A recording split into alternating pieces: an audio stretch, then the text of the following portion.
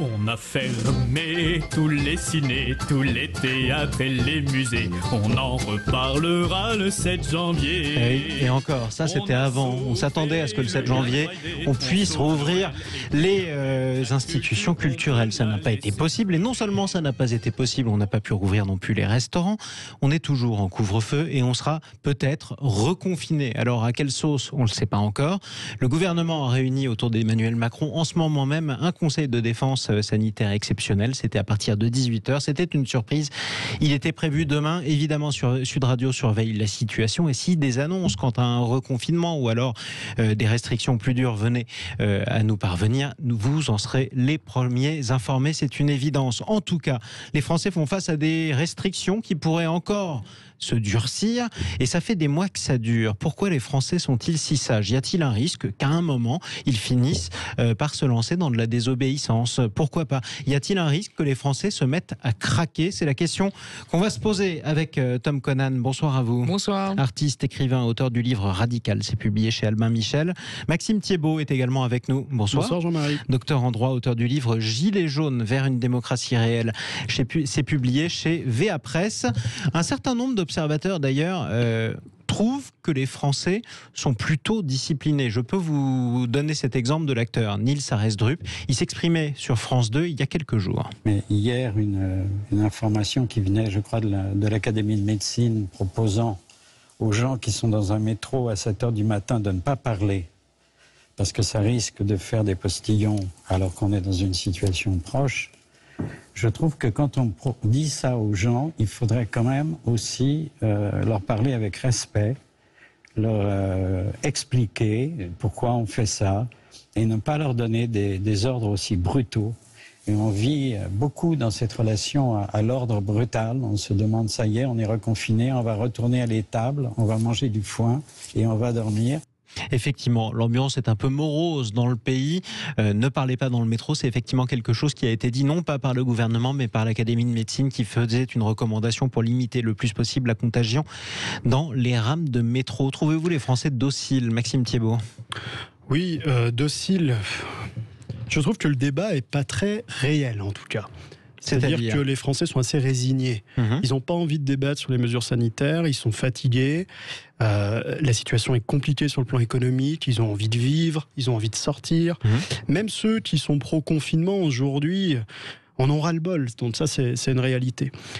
Il y a quelque chose d'intéressant que dit Nils Arestrup. Ce qu'il dit qui est très intéressant, c'est ce côté infantilisation. On parle à des enfants. Et on l'a vu, fin décembre, c'était papy-mamie qu'il ne fallait pas biser. Ça, c'était le gouvernement qui disait ça. Le gouvernement qui disait ça. Si mes souvenirs sont exacts, je ne suis pas sûr. Oui, le gouvernement qui disait ça. Puis il y avait des annonces, on voit dans les annonces publicitaires. Il y a aussi le juge qui s'exprime avec un discours très infantilisant.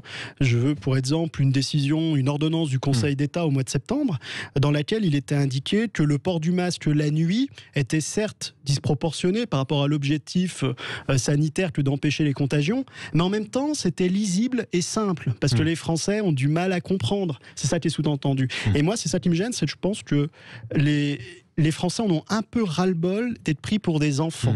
Et ça, c'est une réalité. Et c'est vrai aussi que quand on vous dit tu rentreras chez toi à 18h, ça nous rappelle l'époque où on vivait encore chez nos parents. Il n'y a pas si longtemps que ça pour vous deux. Mais effectivement, où on nous disait tu seras rentré à telle ou telle heure. Mais d'un autre côté, c'est la seule manière aussi qu'on a trouvé pour lutter contre le virus, officiellement en tout cas. Moi, j'ai trouvé aussi l'intervention de Nils Arestrup très émouvante, honnêtement, sur le plateau de Laurent Delahousse sur France 2. Parce qu'il était criant de justesse. Après, sur le fond, il s'improvise pas expert ou responsable politique. C'était un sentiment, et ce sentiment était, je pense, assez représentatif du sentiment général pour un grand nombre de Français. C'est une personne qui a un certain âge, Arestrup, mais finalement, il s'exprimait presque plus pour la jeunesse que pour les gens de sa génération, on pourrait dire, et les gens, disons, privilégiés, qui sont quand même ceux de sa catégorie. Donc j'ai trouvé ça quand même intéressant, parce qu'il a rien à y gagner, il a tout à perdre, il a même plutôt peut-être attiré les foudres de certaines personnes, parce que c'est pas toujours bien vu dans certains milieux d'ouvrir sa gueule de cette cette manière-là, en tout cas, aussi précise. D'ailleurs, Delahousse a trouvé que c'était quand même assez brutal, effectivement. Voilà, après, sur le fond, moi, j'ai jamais été anti-confinement, anti-masque, anti-vaccin, etc. Ça veut pas dire que je suis pro l'inverse pour autant, hein. Tout ça est très compliqué. Il y a des choses, effectivement, dans la communication, comme dit Maxime, qui sont très choquantes. Moi-même, je me suis frité il y a quelques jours avec une amie proche, parce qu'effectivement, on avait un désaccord, non pas sur le fond, mais là-dessus, effectivement, cette manière de parler aux Français. C'est pour ça que Niels Arestrup avait frappé juste, parce qu'il avait vraiment dit, voilà, la façon dont on nous parle. Et c'est vraiment ça, c'est pas forcément le fond du problème, c'est la façon de le faire.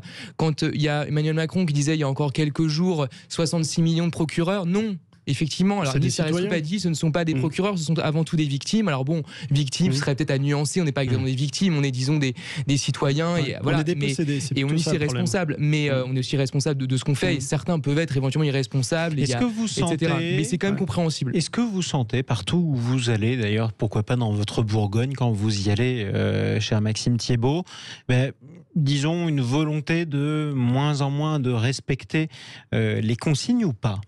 Mais bien sûr, parce qu'en réalité, les gens ont bien compris les chiffres.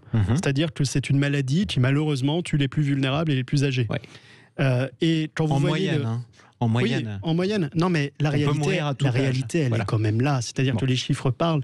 La seule chose qu'on veut éviter, c'est là où il faut remettre le cœur du sujet. La seule chose qu'on veut éviter, c'est que les médecins aient à faire un choix entre ceux qui doivent mourir et ceux qui doivent vivre. C'est ça qu'on veut éviter. Et la réalité, c'est que cette maladie tue très peu de gens. Elle tue très peu de gens. La mortalité, d'après les chiffres de l'INSEE, montre que la mortalité a augmenté l'année dernière. Non, mais vous avez plus de morts des AVC, des maladies cardiovasculaires, des cancers, des accidents de la circulation. Est-ce que vous avez déjà vu ce que je veux dire par là, je termine juste mon petit raisonnement. Ce que je veux dire par là, c'est que les gens l'ont compris. Et donc, ils attendent simplement avoir des mesures qui soient plus adaptées à la réalité de cette maladie. C'est pour ça que un confinement des seules personnes vulnérables ou âgées serait peut-être plus entendu. Par exemple. À supposer d'ailleurs que ce soit simplement de responsabiliser. Mais je suis sûr que si le gouvernement disait on vous fait confiance, vous êtes des gens, vous êtes des citoyens français, vous êtes adultes, on vous fait confiance.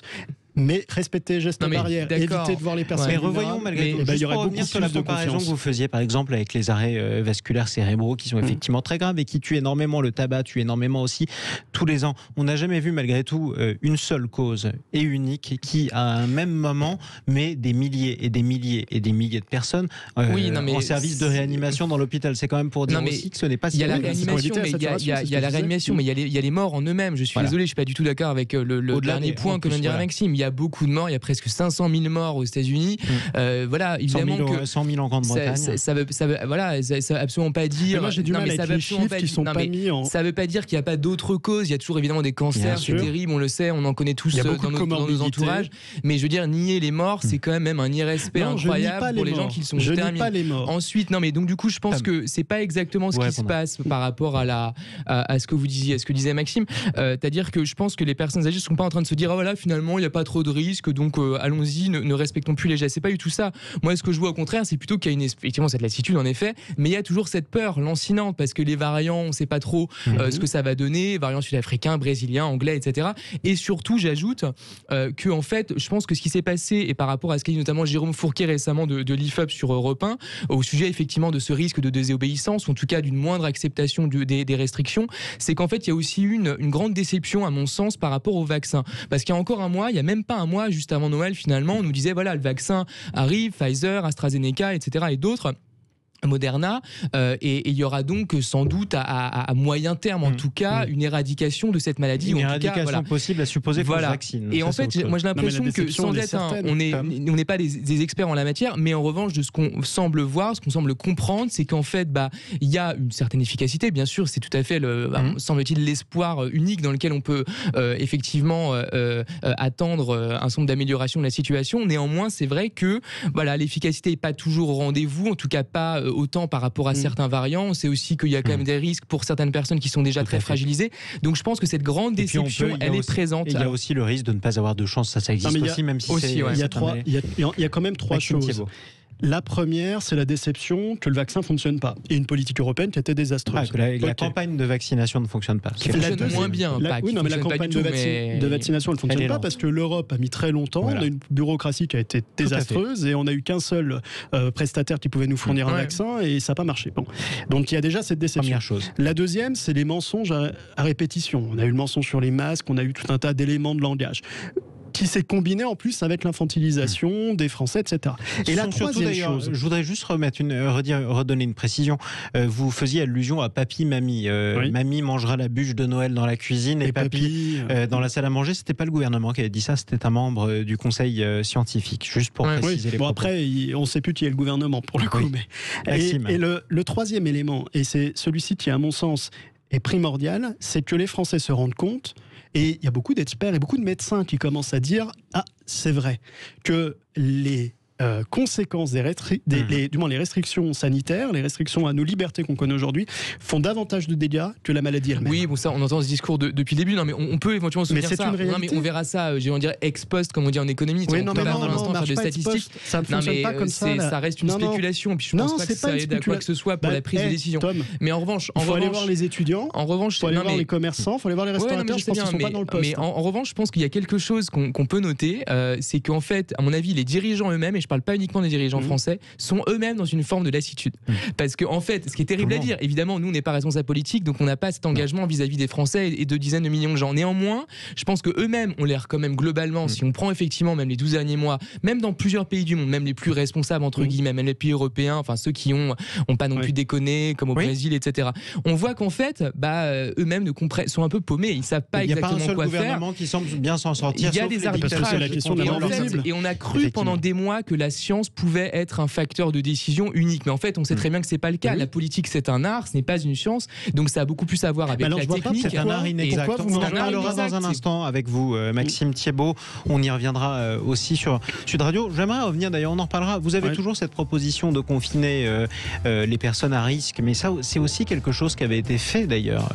C'était une des premières décisions prises par Emmanuel Macron au début de cette pandémie. On avait commencé par isoler qui ? Les pensionnaires des EHPAD.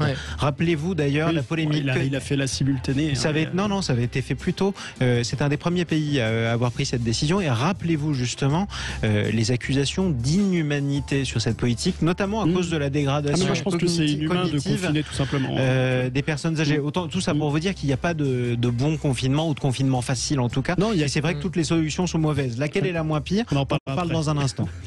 Sud Radio, c'est vous. Sud Radio, les vraies voix qui font bouger la France.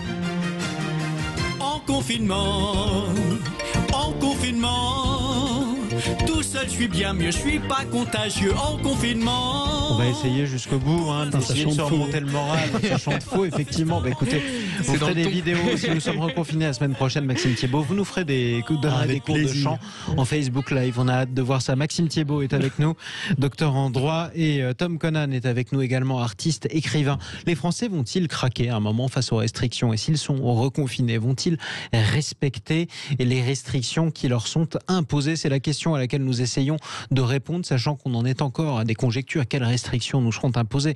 Les vacances de février seront-elles rallongées pour fermer à moitié l'école sans complètement la fermer ? L'école sera-t-elle complètement fermée ? Serons-nous confinés le week-end tout en pouvant aller travailler ? Autant de questions auxquelles le Conseil de défense sanitaire est en train d'essayer de répondre autour d'Emmanuel Macron.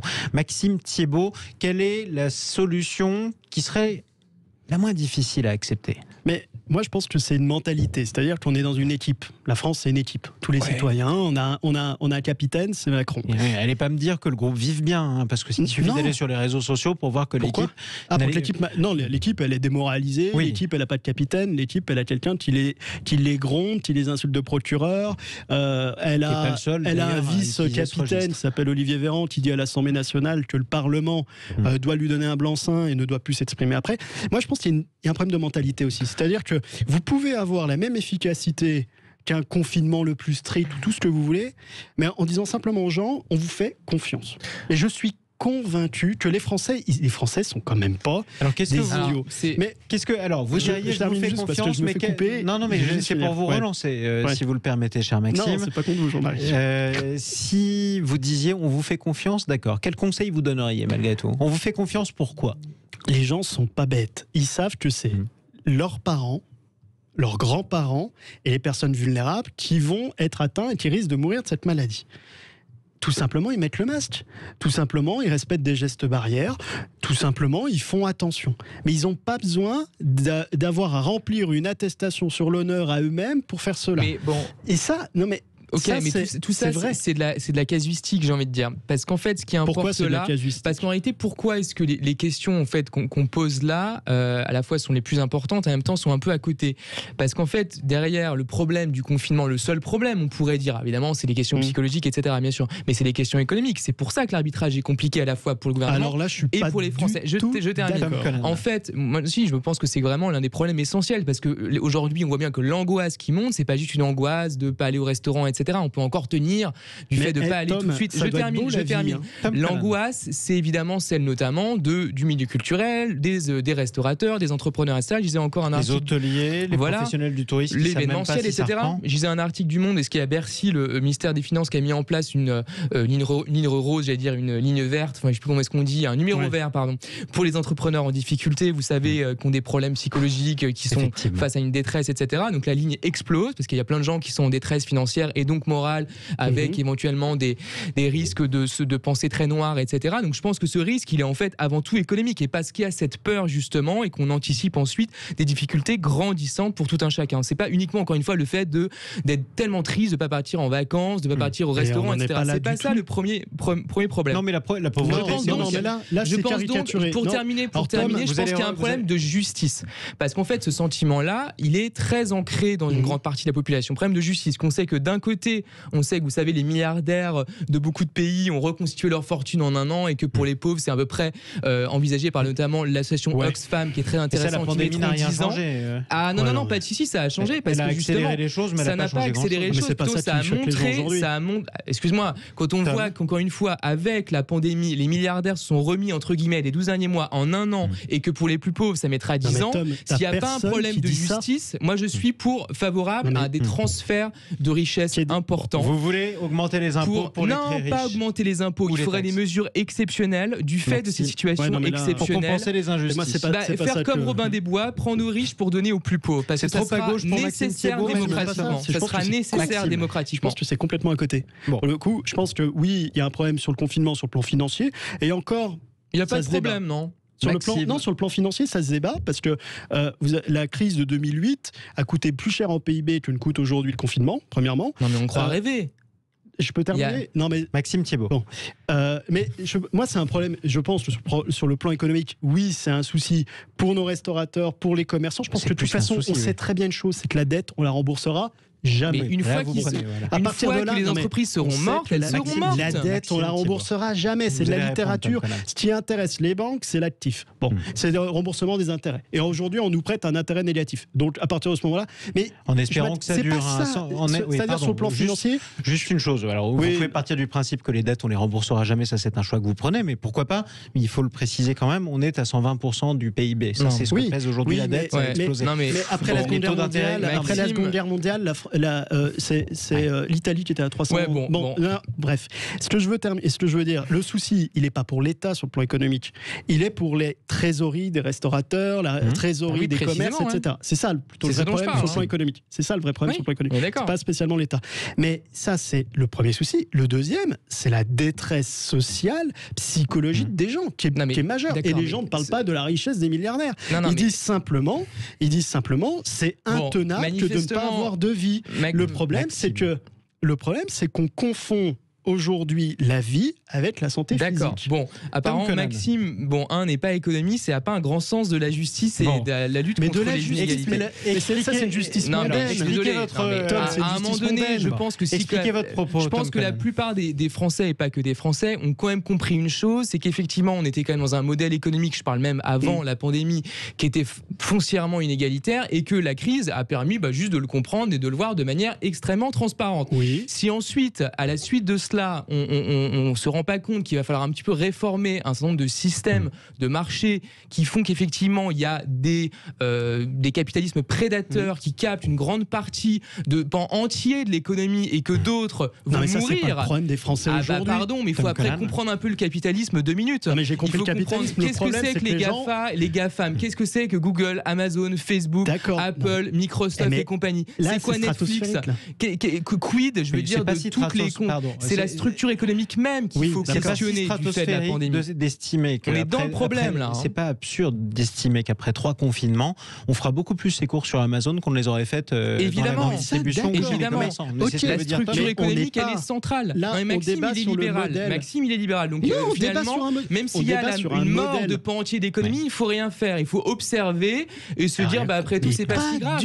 Il faut prendre en compte ce problème de manière directe. Mais là, c'est une position bourgeoise qui vit. Bourgeoise. Vous traiterez de bourgeois et de mondain. La réalité, c'est qu'il y a des privations de liberté sans précédent. Non mais d'accord. Et il est là le problème. Les gens, le problème. Quand tu parles avec les gens dans la rue, ils vont pas te dire le vrai problème du Covid aujourd'hui, c'est que les GAFAM prennent le pouvoir. Les gens sont pas là. Il me semble que si. Il me semble que la plupart des gens sont parfaitement. À Sciences Po, ils débattent de ça. Non, il me semble que les classes moyennes, les classes populaires, les classes moyennes et les classes populaires, elles sont en train de se dire, qui vont à leurs petits commerces, qui sont tous en difficulté. Moi, je vais par exemple à un marchand de crêpes en banlieue et qui lui me dit j'ai perdu 90 000 euros de chiffre d'affaires. Il y a 5 minutes, tu défendais le confinement. Non. Ouvre les petits commerces. Ce que je dis, c'est qu'il y a des problèmes de structure même de l'économie et qu'il y a eu un transfert de richesse. Il faut quand même encore une fois capter ce qui s'est passé. Il n'y a pas que le droit et les libertés. Évidemment, c'est important. Mais à un moment donné, la substance même du niveau de vie des gens, de l'espoir économique, du carnet de commandes et des possibilités à pouvoir créer de la richesse pour les petits commerces. Dans la vie, il n'y a pas que Amazon, Google, etc. On parle de la désobéissance civile depuis tout à l'heure. Ce qui motive la désobéissance civile, c'est pas le fait que les GAFAM s'engraissent. On est d'accord, je suis d'accord avec toi là-dessus. Tout le monde est d'accord là-dessus. Non, ce qui embête les gens, c'est qu'ils ne puissent pas travailler quand ils voudraient le faire ou qu'ils ne puissent pas sortir quand ils voudraient le faire. Mais je suis pas en désaccord avec toi sur le modèle. Venons malgré tout à la conclusion ou presque de ce débat, parce que la question va finir par se poser et ce sera sûrement ce qui animera la plupart des débats politiques. C'est qu'à la fin, qui va payer pour ça? Vous dites, Maxime Thiebaud, la dette explose, on s'en fiche, on la remboursera pas. Les classes moyennes apparemment, si mais je comprends bien. Mais c'est les classes moyennes qui vont le payer. Qui paiera des impôts pour compenser? Comme d'hab, les classes moyennes. C'est ce que Maxime depuis souhaite 30 ans, c'est les classes moyennes. Donc il faut rien faire alors. Mais moi, j'étais contre la suppression de l'ISF. Je suis pour une imposition des GAFAM. Je suis pour que l'État-nation se réinstaure. On a mis quand même un certain temps à l'entendre. Le débat, c'était la désobéissance civile. C'était pas le modèle économique de notre État. Mais à un moment aussi, quand on se pose la question de les Français vont-ils craquer aussi, c'est qu'à un moment, il faudra aussi qu'on se mette tous d'accord pour savoir comment on. Mais les Français vont pas craquer parce que les GAFAM prennent le pouvoir. Les Français vont craquer. J'ai pas parlé des GAFAM, vous allez pas me reparler des GAFAM, c'est Tom Conan. Vous savez, au 19e siècle, il y a un économiste assez connu qui s'appelait Karl Marx qui a compris quand même 2-3 trucs. Il s'est trompé sur 2-3 autres trucs. L'infrastructure économique, c'est le nerf de la guerre. Je suis navré. Et la dette, qui va payer, sans doute, on devra la payer. Et donc, ce transfert de richesse, je reviens là-dessus, il devra absolument être mis sur la table. Soit via une annulation partielle de la dette, soit via de l'inflation, qui est une autre manière d'éradiquer la dette, de tuer les rentiers, comme disait Keynes. Soit en augmentant les impôts. Ou alors des transferts de richesse plus directs. À partir du moment où il y a des lois qui ont, pour des bonnes raisons, pour des raisons réelles, à cause de la pandémie, interdit un certain nombre d'activités qui vont donc cesser, ou une grande partie d'entre elles vont cesser, il n'est pas du tout anormal d'envisager des transferts de richesse vers ceux qui soit ont profité ou alors tout simplement n'ont pas été autant impactés. C'est un principe de solidarité élémentaire qui pourrait se mettre en place même à l'échelle internationale. Maxime Thiebaud. Moi, je suis d'accord avec toi sur le fait qu'il faudra rétablir une justice pour payer cette crise. Ça, je suis complètement d'accord avec toi. Complètement. La seule différence, c'est que là, je ne pense pas que ce soit aujourd'hui ce qui inquiète les gens. Ce qui inquiète les gens, c'est simplement que leurs libertés sont privées et qu'il n'y a pas de justice. Pourquoi ? Parce que la fraternité, à mon sens, elle doit venir des gens qui sont les plus concernés par la maladie. Et les étudiants ont fait preuve d'énormément de fraternité. Il faut arrêter de diviser personnes âgées et jeunes. Aujourd'hui, il faut libérer les générations futures. Il faut qu'elles puissent exister. Il faut qu'elles puissent avoir un avenir. Il faut qu'elles puissent espérer. Et c'est plus le cas. Et à partir de là, on aura un équilibre. Moi, ce que je veux, c'est simplement qu'il y ait un équilibre. La question, en fait, qui se passe derrière, on n'aura pas le temps de l'évoquer sans doute là, mais il se passe actuellement, on le sait depuis 1 an au minimum, une mutation économique d'une ampleur absolument incroyable. qui est sans doute aussi importante que celle de la révolution industrielle, la dernière révolution industrielle, et je ne parle pas de celle des nouvelles technologies. Et donc en fait, ce qui se passe là, avec notamment les jeunes qui arrivent sur le marché du travail, il y a une immense dépression. Même je lisais un article au sujet des ingénieurs qui sont pourtant normalement des cohortes qui n'ont aucune difficulté à se placer. Eux-mêmes sont inquiets parce qu'il y a cette mutation-là et que des pans entiers de l'économie, des emplois disponibles vont disparaître et donc, peut-être à jamais parce qu'ils vont être remplacés par l'automatisation, etc. Ça, c'est un élément absolument central. Et ça fait partie aussi des questions qu'on se posera quand on arrivera à se sortir de cette fichue crise. Quoi qu'il en soit, serons-nous reconfinés ou pas la semaine prochaine? Et écoutez, nous surveillerons en tout cas l'allocution du président de la République si un jour elle vient. Nous surveillerons aussi les annonces qui sortiront du Conseil de défense sanitaire qui a eu lieu exceptionnellement ce soir à 18h et en urgence autour du président de la République. Merci Maxime Thiebaud, docteur en droit, élève avocat, auteur du livre Gilets jaunes vers une démocratie réelle. C'est publié chez VA Presse. Merci Tom Conan, artiste, écrivain et auteur du livre Radical. C'est publié chez Albin Michel. La suite des vraies voix qui font bouger la France. Parlons vrai avec les entrepreneurs. C'est avec Aurélie Planex sur Sud Radio et sur Bismart en compagnie de son invité Tristan Le Tertre, le PDG de Mooncard. À tout de suite sur Sud Radio.